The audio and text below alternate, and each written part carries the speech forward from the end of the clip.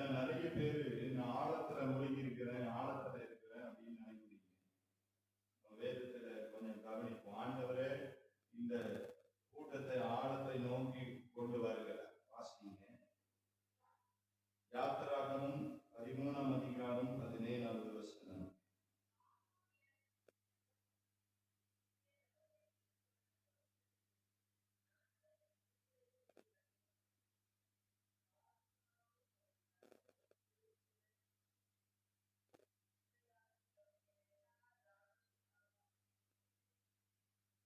யாத்திராகமும் 13:17. பார்வோன் ஜனங்களை போகவிட்ட பின் மனமடைந்து எகிப்துக்கு திரும்பி போவார்கள் என்று சொல்லி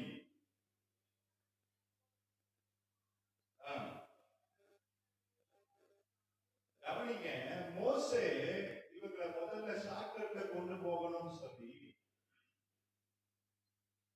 பெலிஸ்திய தேசம் காசா பட்டண வழியா அவரை என்ன பண்றாரு, நடத்துறாரு. அது அந்த பெலிஸ்திய தேச வழியாய் போனா எப்படி போயிடலாம்?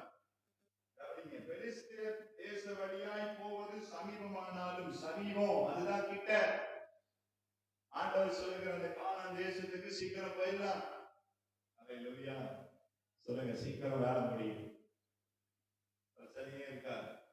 மோசே அப்படிதான் கொண்டு போயிட்டார். காசா பட்டணம் வழியா பெலிஸ்திய தேசத்தின் வழியா போயிடலாம் அப்படின்னு சொல்லு. ஆனா ஆண்டவரோ என்ன செஞ்சானா, அந்த வசனம் அழகாய் சொல்லுகிற, தேவன் அவர்களை அந்த வழியாய் நடத்தாமல்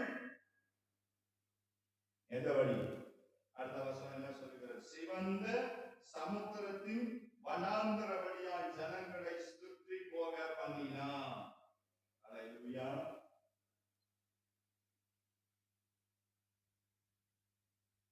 இப்போ இந்த சுற்றி போக பண்ணினது தேவன் அந்த வழியில அவங்களை கொண்டு போகவில்லை. திரும்ப அவங்களோடு சொல்லுகிறேன், ஆண்டவருடைய வழி உங்க வழி அல்ல. இஸ்ரவேல் ஜனத்தை பார்த்து திரும்ப திரும்ப ஆண்டவர் சொல்றார். ஏசாயா தீர்க்கதரிசன புத்தகத்துல, உன் வழிகள் என் வழிகள் அல்ல, உன் நினைவுகள் என் நினைவுகள் அல்ல. நீ நானும் சீக்கிரமா போயிடலாம், சீக்கிரம் முடிஞ்சிடணும், சீக்கிரம் அற்புதம் நடக்கணும், ஆண்டவர் உடனே எனக்கு செஞ்சிடணும், உடனே எனக்கு அற்புதம் நடக்கணும் அப்படின்னு சொன்னா ஆண்டவர் என்ன பண்றது இல்ல, செய்கிறது இல்ல. அல்லேலூயா. ஆண்டவர் என்ன செய்கிறாரா? சில பேரை சுற்றி போக பண்ணுகிறார். சமுத்திர வழியாக வனாந்திர வழியால் ஜனங்களை கடந்து போக பண்ணுகிறார். வனாந்திரமும் இருக்கு, சமுத்திரமும் இருக்கு. சொல்லுங்க. வனாந்திரமும் இருக்கு. இதை நான் தியானிக்கும் போது எனக்கு ரொம்ப ஆச்சரியமாவே இருக்கு. நம்மளுடைய பாதை ஆண்டவர் எப்பொழுதும் உங்களை என்னையும் குறுக்கு வழியில நடத்துகிறவர் அல்ல. அவர் அவருடைய வழியில நம்ம எப்பொழுதும் என்ன பண்றார்? நீதியாய் அவருடைய பாதையில நம்மை நடத்துகிற தேவனாகவே இருக்கிறார். அல்லேலூயா. கர்த்தருக்கு மகிமை உண்டாகட்டும். எனக்கு அருமையானவர்களே, தேவனை குறித்து நாம் இன்னும் அறிந்து கொள்ள, தேவனுடைய இருதயத்தை அறிந்து கொள்ள, நீங்களும் நானும் நம்முடைய நோக்கம், நம்முடைய விருப்பம் எல்லாம் தேவனாகவே இருக்க வேண்டும்.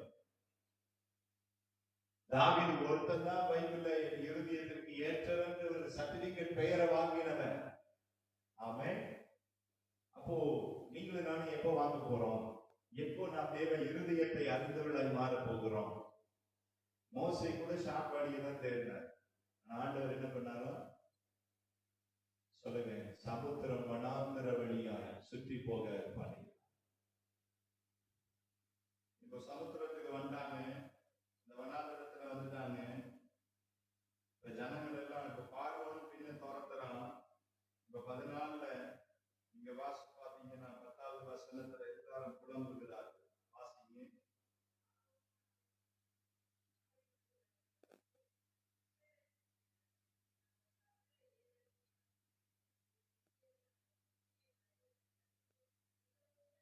பயந்தார்கள்,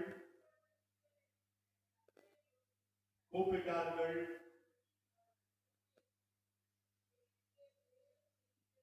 எகிப்திலே பிரேத குடிகள் இல்லை என்றா வனாந்திரத்திலே சாகும்படிக்கு எங்களை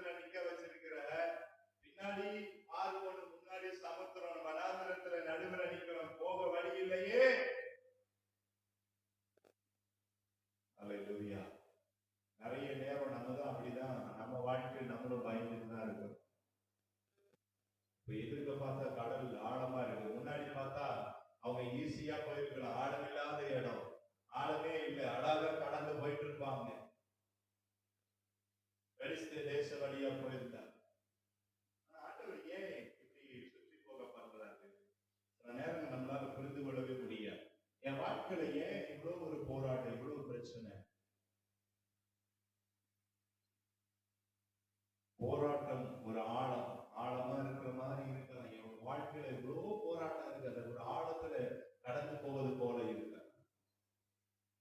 வியாதி, எப்ப பார்த்தாலும் வியாதி பலவீனம். இந்த வியாதியின் ஆழத்துல நான் இருக்கிறது போல நான் இருக்கிறேன். கடன் கூட ஒரு ஆழம் தான்.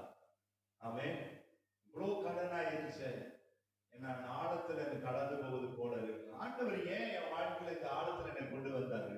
ஆண்டவர் தேடினேன், ஆண்டவர் தான் என்னை நடத்துறாரு. ஏன் இப்படிப்பட்ட ஒரு ஆழத்துல என்னை கொண்டு வரணும்? கேள்வி கூட உங்க வாழ்க்கையில இருக்கலாம். இஸ்ரவேல் ஜனங்க பயந்தாங்க, முறுமுறுத்தாங்க, மோசேக்கு விரோதமாய் பேசினாங்க. எங்களை கல்லறை இல்லைன்னா எங்களை கொண்டு வந்தீங்க. ஆண்டவருக்குள்ள வந்ததுனாலதான் இப்படிலாம் நடக்குதான், சபைக்கு போறதுனாலதான் இப்படிலாம் நடக்குதான் சில எண்ணங்கள் நம்ம வாழ்க்கையில உண்டாகும். அல்லேலூயா. நான் தான் சொன்னேன், ஆண்டவருடைய வழியை நம்மளால சில நேரங்களில் புரிந்து கொள்ள முடியும். அந்த ஒரு வழிதான், அந்த ஆழத்துலதான் உன்னை கொண்டு வருகிறார். ஏன் உன்னை ஆழத்துல கொண்டு வராரு? வாசி 84ஆம் சங்கீதம்.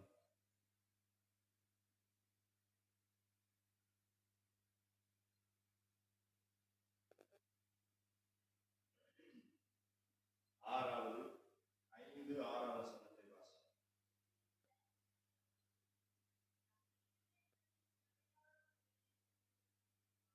பாக்கியவான்கள் கவனிங்களா, அழுகையின் பள்ளத்தாக்கை உருவ நடந்து.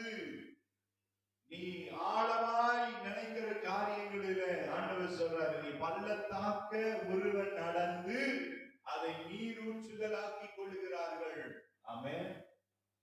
நீ எந்த ஆழத்துல நீ இருக்கிறேன்னு நினைக்கிறாயோ அதையெல்லாம் ஆண்டவர் ஒருவர் நடந்து நீ வரும்படிதான் தேவன் விரும்புகிறார். அல்லேலூயா. இன்னைக்கு நீதிமான்களுக்கு வரும் துன்பங்கள் அநேகம். ஆனா அவன் எல்லா இக்கட்டுகளும் தேவன் என்ன பண்றார்? நின்று அவனை விடுவிக்கிறார். அல்லேலூயா சொல்லுங்க. அல்லேலூயா. உங்களை என்ன விடுவிக்கிற ஆண்டவர் ஒருவர் உண்டு. உன்னை கடல் ஆழத்துல கடந்து போக வர வைக்கிறாருன்னா உன்னை மூழ்கடிப்பதற்கு அல்ல, நீ தோற்று போவதற்காக அல்ல, நீ முடங்கி போவதற்காக அல்ல, அதிலிருந்து நீ ஜெயம் பெற்று அவன் பள்ளத்தாக்கை உருவ நடந்து. அது என்ன பள்ளத்தாக்கு? அழுகையின் பள்ளத்தாக்கு. உன் வாழ்க்கையில பல நேரம் அழுகையில நீ கடந்து போயிருக்கலாம், போராட்டத்துல நீ கடந்து போயிருக்கலாம், வியாதியில கடந்து போயிருக்கலாம், வறுமை, கடன், இதுல நீ அழுகைக்குள்ள கடந்து போயிருக்கலாம். ஆனா ஆண்டவர் இன்றைக்கு உங்களோட என்னோடு சொல்லுகிறார், அதில் நீ ஒருவன் நடந்து அந்த பள்ளத்தாக்கை எல்லாம் நீ நீரூற்றாய் மாற்றிக் கொள்ளுமா. அல்லேலூயா. வாசிங்க தொடர்ந்து அந்த வசனத்தை. நிரப்பும். நீங்க கவனிங்க, அழுகை மாத்திரம் பள்ளத்தாக்கை எனக்கு நீரூற்றாய் மாற்றுவது அல்ல, தேவனால உங்களுக்கும் எனக்கும் பரத்திலிருந்து கொடுக்கிற ஒரு மழை, ஆசீர்வாதமான ஒரு மழை இருக்கிறது. அந்த மழையும் குளங்களை நிரப்பும். ஆமென். நிரப்பப்படாத படகு நிரப்பும். ஏதொரு படகு வெறுமையா இருந்த படகு ஆண்டவர் என்ன பண்ணினாரா? நிரம்பத்தக்கதாய் மாற்றினார். ஆமென் சொல்லுங்க. வெறுமையா இருக்கிற வாழ்க்கையும் தேவனால நிரப்ப முடியும். கடலின் ஆழத்தில் உன்னை கொண்டு வருகிறார்னா தேவன் ஒரு நோக்கம் வச்சிருக்கிறாரு. என்ன நோக்கம் தெரியுமா? எகிப்தியனை அடிக்கடி பின்தொடர்ந்து, இஸ்ரவேலரை பின்தொடர்ந்து வந்த எகிப்தியனை ஆண்டவர் மூழ்கடிக்க வேண்டும் என்றுதான். உன்னை அந்த ஆழத்துல கடந்து போக தேவன் சித்தமுடையவராய் இருக்கிறார். அதே நேரத்துல உன்னை பின்தொடர்கிற அந்த பார்வம், அந்த பாவம், அந்த இருள், அந்த அடிமைத்தனத்தினுடைய வாழ்க்கையை, எல்லா விதமான சத்துருடைய கிரியைகளை என் தேவன் மூழ்கடிக்க வேண்டும் என்றுதான் தேவன் விரும்புகிறார். அதுதான் அவருடைய நோக்கம். உன் பாவத்தை நீ மேற்கொள்ள வேண்டும், அந்த வியாதியை நீதான் ஜெயித்து மேல வரணும், அந்த கடன் ஆழத்துல இருந்து நீதான் என்ன பண்ண ஜெயித்து வெளியில வரணும். ஆண்டவர் அதுக்குதான் உன்னை நடத்துறார். அல்லேலூயா. இந்த ஆழத்துல நான் முழுகி விடுவேனோ நீங்க யோசிங்கன்னா ஆண்டவர் சொல்றார், இல்ல, உன்னை உருவ கடந்து உன்னை என்ன பண்ணுவேன்? வெளியில கொண்டு வருவேன். ஆமென். நீங்களும் நானும் அதுல வெளியில வரும். சொல்லுங்க, வெளியில வருவோம். நிரந்தரம் இல்லை, கடன் எனக்கு நிரந்தரம் இல்லை, போராட்டம் எனக்கு நிரந்தரம் இல்லை. கர்த்தர் அதிலிருந்து என்னை வெளியில கொண்டு வருவார். விசுவாசிங்க, அறிக்கை செய்யுங்க. அந்த மூழ்கடிக்கப்படுகிறது அந்த வியாதி, ஆமென், அந்த போராட்டம், அந்த கடனா தான் இருக்கும். அதை அங்கேயே ஆண்டவர் மூழ்கடித்து விடுவான். உன்னை விடுதலையாக்கி உன்னை வெளியில கொண்டு வருவார். உன்னை பின்தொடர்கிற எந்த சாபத்தின் கிரியைகளாய், பிசாசின் கிரியைகளாய், மனுஷிக வல்லமைகளாய் எதுவாய் இருந்தாலும் என் தேவன் அவைகளை மூழ்கடிப்பான். அந்த ஆழத்திலேயே மூழ்கடித்து விடும். மறந்து விடாத. இன்னைக்கு இதே 66ஆம் சங்கீதத்துல வாசி பாருங்க. இஸ்ரவேலருடைய அனுபவத்தை குறித்து அங்க சொல்றாங்க.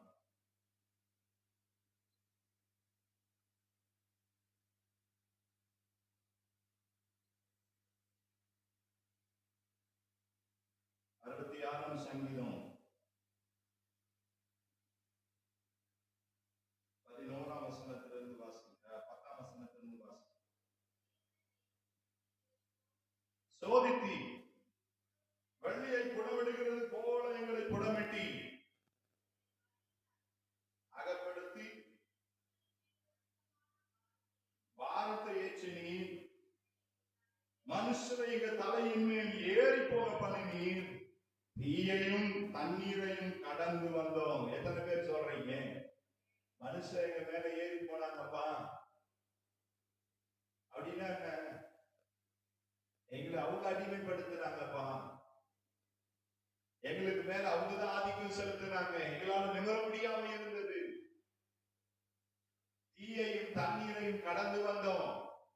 எங்க வாழ்க்கையில பல நேரங்களில் நாங்க காயப்பட்டவர்களாக, ஒடுக்கப்பட்டவர்களாக, கடன் இல்லாதவர்களாய் மாறினோம். ஆனா அவைகள் ஒன்று எங்களுக்கு வீண் போகல. ஆமென். தீயையும் தண்ணீரை கடந்து வந்தோம். கர்த்தரோ எங்களை என்ன பண்ணினாரா, எங்களை செழிப்பான இடத்தில் எங்களை கொண்டு வந்து வெட்டி. ஆமென் சொல்லுங்க. தீயையும் தண்ணீரை கடந்து வரதான் கர்த்தர் நமக்கு கிருபை தருகிறார். எதற்கு தெரியுமா? செழிப்பான இடத்துல கர்த்தர் உங்களை கொண்டு வந்து நிறுத்தும்படி. பாடு இல்லாம, போராட்டம் இல்லாம, பிரச்சனை இல்லாம நீ சமூகமா தேவ ராஜ்யத்துக்குள்ள போய்விடலாம் நினைக்காதீங்க. இடுக்கமான வாசல் வழியில அந்த நித்தியத்தை அடைவதற்கு பிரயாசப்பட வேண்டும். பாவத்தோடு உள்ள போராட்டத்தை மேற்கொள்ள வேண்டும். இந்த உலக கவலையிலிருந்து வெளியில வரணும். தேவனுடைய நுகத்தை நம்மை ஏற்றுக்கொண்டவர்களா, ஆத்தும பாரம் உடையவர்களா, தேவ இருதயத்தை சிந்தை அறிந்தவர்களா, தேவ சித்தத்தை நாம் செய்கிறவர்களாய் மாற. அல்லேலூயா. எந்த ஆழம் உங்களை அமர்த்து விட நினைக்கிறீங்களோ அந்த ஆழத்தை உருவ கடந்து வர தேவன் உங்களுக்கும் எனக்கு கிருபை செய்வார். இந்த 84ஆம் சங்கீதத்திலேயே நீங்க இன்னும் தொடர்ந்து கீழே வாசி பாருங்க. 7வது வசனம். யாரு அழுகை பள்ளத்தாக்கை உருவ கடந்து வருகிறவர்கள், கண்ணீரை நீரூற்றாய் மாற்றிக் கொள்ளுகிறவர்கள் என்னவா மாறுவாங்க? அவர்கள் பலத்தின் மேல் பலன் அடைந்து சீயோனில தேவ சந்நிதியில் வந்து காணப்படுவார்கள். உன் கண்ணீர் ஒரு நாள் வீணாகாது, உன் போராட்டம் ஒரு நாள் வீணாகாது. நீ எதுல மூழ்கி விடுவனோன்னு நினைக்கிறியோ, ஆண்டவர் சொல்றார், இல்ல இல்ல இல்ல, நீ மூழ்கி போக மாட்டேன்.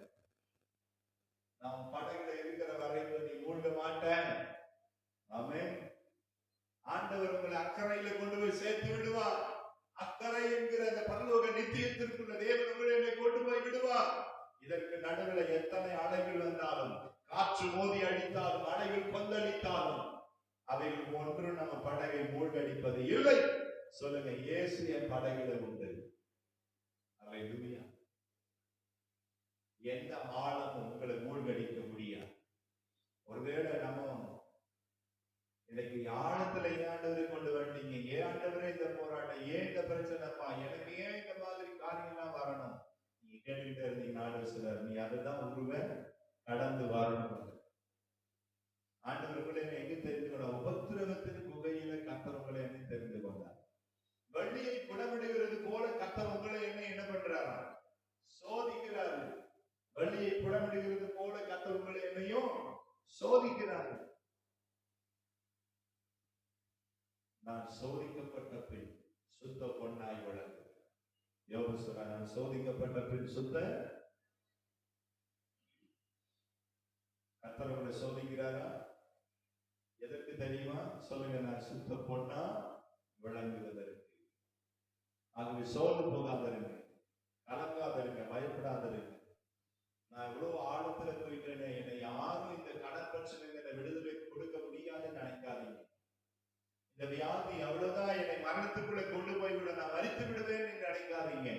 இந்த போராட்டம் என்னை மூழ்கடித்து விடுவோம் நினைக்காதீங்க. கர்த்தர் உங்களை என்னை பலப்படுத்த வல்லவர்.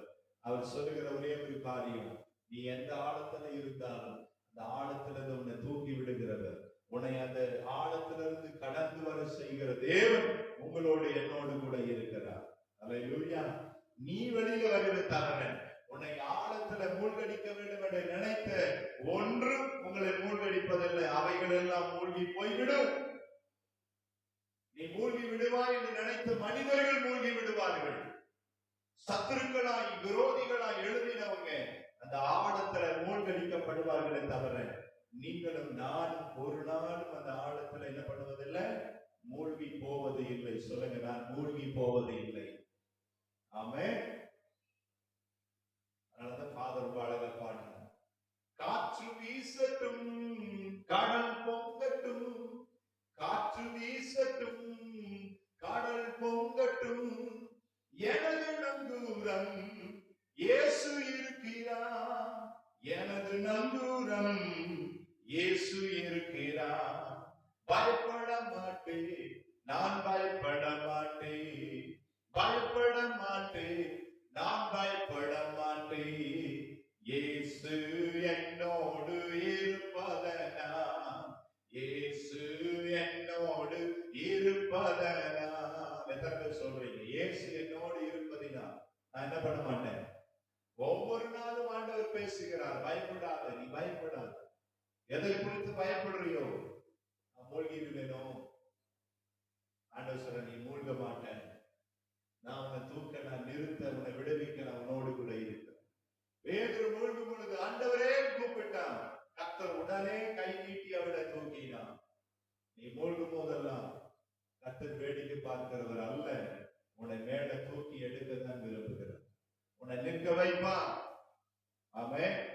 அதனால எனக்கு அருமையானவர்களே, இந்த வார்த்தை கேட்கிற நீங்க யாரா இருந்தாலும், எந்த ஆழத்துல இருந்தாலும், கர்த்தரே உங்களை இந்த ஆழத்துல இருந்து வெளியில கொண்டு வர முடியும். ஏன்? அவர் தான் உங்களை நடத்தினார், சுற்றி வர பண்ணினது அவர் தான். ஆமென்.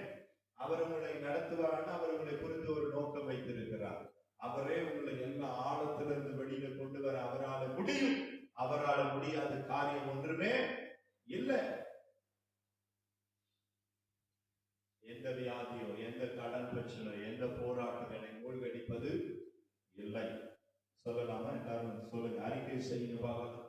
எந்த வியாதியோ, எந்த போராட்டமோ, எந்த கடன் பிரச்சனையோ என்னை மூழ்கடிப்பது இல்லை. நான் மூழ்கி விடுவேன் என்று நினைக்கிற என் சத்துருக்கள் அந்த ஆழத்தில் மூழ்கடிக்கப்படுவார். ஆமென். நீ மூழ்கடிக்கப்படணும் தான் பிசாசு விரும்புகிறான், நீ எழுதக்கூடாதுன்னு நினைக்கிறான். ஆனா ஆண்டவர் செய்கிற காரியம் என்ன? ஆமென். நீதான் அதுல மூழ்கி போக போகிறான். சத்துருக்களாய் எழும்புகிற பின்தொடர்ந்த ஆர்வம் சேனை கர்த்தர் முழுவதும் மூழ்கடிக்க செய்தார். அதுதான் அவருடைய திட்டம். அதனால பயப்படாது, சோர்ந்து போவாது. இன்று காண்கிற எகிப்தியனை இனி என்றைக்கும் காண மாட்டீர்கள். நீங்க சும்மா இருங்க, நான் உங்களுக்காக யுத்தம் பண்ணுறேன். தேவனுடைய யுத்தம் வித்தியாசமா இருக்கும். தேவனுடைய யுத்தம் நீங்க நினைக்கிற மாதிரி இருக்காது. சொல்லுங்க, நீங்க நினைக்கிற மாதிரி. நீங்க ஒரு பிளான் பண்ணி இப்பெல்லாம் ஆண்டவர் செஞ்சுட்டா நல்லா இருக்குமே யோசிப்பீங்க. இல்ல, ஆண்டவருடைய யுத்தம் வேற மாதிரி. அல்லேலூயா. நீங்க நினைக்கிற மாதிரி ஆண்டவர் யுத்தம் பண்ணவே எப்படி செய்வார்? ஆண்டவர் நமக்கு விரோதமா, சபைக்கு விரோதமா இருக்கிறாங்க, ஆண்டவர் அவங்க கை கால வடங்கிப்பா, அவங்க யாருன்னு பார்க்கல ஆண்டவரை. நீங்க சில நேரத்தில் அப்படி ஜோம் ஆண்டவரே, சில நேரத்தில் அவங்களுக்கு என்ன பண்ணுங்க, ஏதாவது ஒன்று செய்யுங்கப்பான்னு சொன்னீங்கன்னா ஆண்டவர் அப்படி யுத்தம் பண்ணுகிறவர் அல்ல. ஆமென். அவர் யுத்தமே வித்தியாசமா இருக்கும். நம்மளால யோசித்து பார்க்கவே முடியாது. அல்லேலூயா. ஆண்டவர் கரத்துல ஒப்பு கொடுத்து தைரியமா, அது எவ்வளவு ஆழமா இருந்தாலும் நடந்து போய் பாருங்க. முதல் நோக்கம் உங்களை ஆழத்துல கொண்டு வருவது, அந்த ஆழத்துல நீங்க மூழ்கி போவதற்கு அல்ல, உங்களை பின்தொடர்கிற சத்துருக்கள், வியாதிகள், வறுமைகள், கடற்பிரச்சனைகள், இவைகளை எல்லாம் நீ செய்து மேல வரணும் என்றுதான் ஆண்டவர் கொண்டு வருகிறார். அல்லேலூயா. கடலின் ஆழத்துல அவங்களை கொண்டு வந்தது நோக்கம். புதிய ஏற்பாட்டில் அப்போஸ்தலனாகிய பவுல் இன்னும் அதை குறித்து இன்னும் விளக்கி எழுதுகிறார். வாசிங்க, 1 கொரிந்தியர் எழுதின புத்தகம் 10ஆம் அதிகாரத்தை நம்ம வாசித்து எல்லாரும் ஜெபம் பண்ணுவோம்.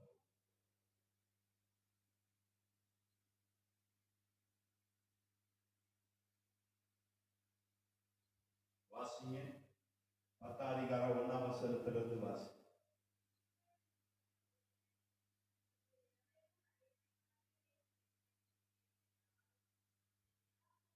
நம்முடைய பிதாக்கள் எல்லாரும் மோசேக்கு மேகத்துக்கு கீழாக இருந்தார்கள். என்ன வழியா வந்தாங்கன்னா கவனிச்சீங்களா? அவளுக்கு மேல ஆவியானவர் மேக ஸ்தம்பமாய் இருந்தார். அது மாத்திரமல்ல, சமுத்திரத்தின் வழியாகவும் என்ன பண்ணாங்க? நடந்து வந்தார்கள். சமுத்திரத்துல நடந்து வர முடியுமா? சமுத்திரத்துல ஒண்ணு தவந்து வரலாம், இல்ல என்ன பண்ணலாம், நீச்சல் அடித்து வரலாம். ஆனா சமுத்திரத்துல இவங்க எப்படி வந்தாங்கன்னா நடந்து வந்தார்கள். அது எதை வெளிப்படுத்துகிறார்? வாசிங்க. எல்லாரும் மோசேக்குள்ளாக மேகத்தினாலும் சமுத்திரத்தினாலும். அல்லேலூயா, அல்லேலூயா சொல்லுங்க. 25 லட்சத்திற்கும் அதிகமான ஜனத்தை ஒரே நேரத்துல மோசே மூலமாக, அல்லேலூயா, ஆண்டவர் என்ன செஞ்சாராம்? ஞானஸ்தானம் கொடுத்துட்டார். ஆமென் சொல்லுங்க. பாடத்துல மூழ்குவது என்னன்னா, என்னது? ஞானஸ்தானம் ஆண்டவர் கொடுத்து உங்களை வெளியில எழுப்பிட்டார். என்றைக்கு ஆண்டவருக்குள்ள நீங்களும் நானும் முழுகி எழுந்தோமோ அன்றைக்கு நம்மை பின்தொடர்கிற எல்லா சாபத்தின் கிரியைகள், எல்லா பாவத்தின் கிரியைகளிலிருந்து நாம் வெளியில என்ன பண்ணப்பட்டோம்? விடுவிக்கப்பட்ட, விடுதலை பெற்றவர்களா எழுந்தோம். இன்னைக்கும் நம்ம திரும்ப திரும்ப பயப்படுகிற காரியம் அதுதான். நம்ம திரும்ப வந்துருவோம், திரும்ப பிடிச்சிருவோம், திரும்ப மூழ்கிடுவோமோ? ஆண்டவர் சொல்றார், நீ ஒரு தடவை மூழ்கி வெளியில எழுந்துட்டல, ஒன்று உங்களை மூழ்கி அடிப்பது இல்லை. இந்த வசனம் தெளிவா நம்மை போதிக்கிறது. வாசிங்க. ஞானஸ்தானம் பண்ணப்பட்டார்கள். எல்லாரும் ஒரே ஞான போஜனத்தை, இது திருவிருந்து. இரண்டாவது என்னது? தேவனை நினைவு கூர்ந்து ஞானஸ்தானம் எடுத்தவர்கள், மூழ்கினவங்க இப்போ திருவிருந்தில பங்கெடுக்கிறாங்க. ஒரே ஞான போஜனம். அடுத்த வசனம்.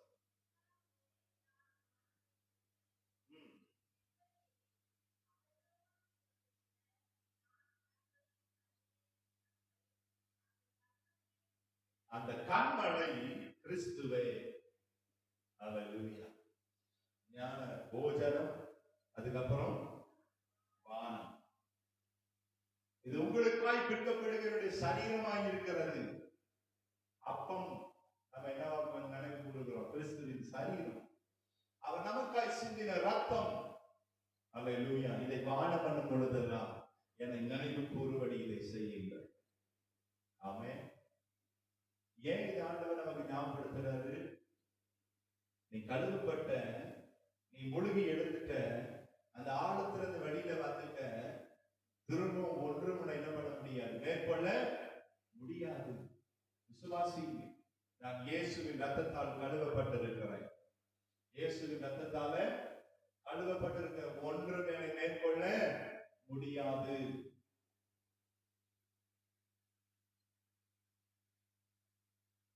அடுத்த வசனம் நீங்க வாசிங்கன்னா ரொம்ப புரியும். 5ஆம் வசனத்தை வாசி.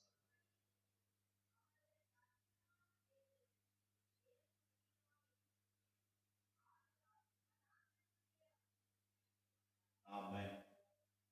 அப்படி இருந்தோம்னா எல்லாம் ஞானஸ்தானம் எடுத்து ஆண்டவர் அவங்களை ஞானஸ்தானத்துக்குள்ள நடத்தின போது, ஞான போஜனத்தை கொடுத்த போதும், அந்த பானத்தை அவங்களுக்கு ஆண்டவர் கொடுத்த போதும், அநேகர் மேல ஆண்டவர் என்னவா இல்ல பிரியமா. ஏன்? அவங்க வாழ்க்கை மாறல, அவங்க இருதயம் மாறல, தேவன் மேல விசுவாசம் இல்லாம இருந்தாங்க, முறுமுறுத்தாங்க, கலகம் பண்ணினாங்க. அவன் தேவனுக்கு விரோதமான பாவங்களை செய்ததுனால தேவன் அநேகர் மேல என்னவா இல்ல. இதெல்லாம் எப்போ? ஞானஸ்தானம் எடுத்த பிறகும் அவங்க வாழ்க்கை அப்படித்தான் இருக்கிறது. அதனால ஆண்டவர் அநேகர் மேல என்னவா இல்லையா பிரியமா இல்ல. அதனால் வனாந்தரத்துல அநேகர் என்ன பண்ணாங்க? என்ன பண்ணாங்கன்னா, புரிந்து கொள்ளுங்க, ஞானஸ்தானம் எடுத்து திருவிருந்தில பங்கெடுத்து கவனிக்கணும். திருவிருந்தை எடுத்த பிறகு அந்த திருவிருந்து அபாத்திரமாய் மாறுமானால் அநேகர் பலவீனப்பட்டார்கள் பைபிள் சொல்லுகிறது. அப்படியே அதோட நிறுத்தி விடல, அதுல அநேகர் மரித்தும் இருக்கிறார்கள். அல்லேலூயா. தேவனுடைய கோபம் ஒரு நாளும் நம்ம மேல வராதபடிக்கு நாம் ஜாக்கிரதையா இருக்கணும். வனாந்தரத்துல ஜனங்கள் அழிக்கப்பட்டாங்கன்னா அவங்களுடைய பாவம், அவங்களுடைய மீறுதல், அவங்களுடைய காரியங்கள். அது போலதான் நம்ம வாழ்க்கையில். அதுல நாம் ரொம்ப கவனமாய் இருக்கணும், எச்சரிக்கையாய் இருக்க வேண்டும். ஆழம் ஒரு நாள் உங்களை மூழ்கடிக்காது. அந்த ஆழத்திலிருந்து உங்களை என்னை கர்த்தர் எழுத செய்வார். கிறிஸ்துவை மரித்தோரிலிருந்து எழுப்ப பண்ணின தேவன், அந்த ஆவியானவர் உங்களை என்னையும் எல்லா ஆழத்திலிருந்து நம்மை வெளியில கொண்டு வர வல்லமை உள்ள தேவனாய் இருக்கிறார். கண்களை மூடி ஆண்டவர் நோக்கி நம்ம பார்க்கிறோம். ஆண்டவரத்துல ஜெபம் பண்ணுங்க. ஆண்டவரே, எந்த ஆழமெல்லாம் என்னை மூழ்கடிக்கணும்னு நினைக்குதோ அந்த ஆழத்திலிருந்து என்னை எழுப்ப பண்ணுகிற தேவன் நீர் ஒருவரே. சொல்லுங்க, ஆண்டவரே, நீர் என்னை எழுப்ப பண்ண நீர் ஒருத்தர்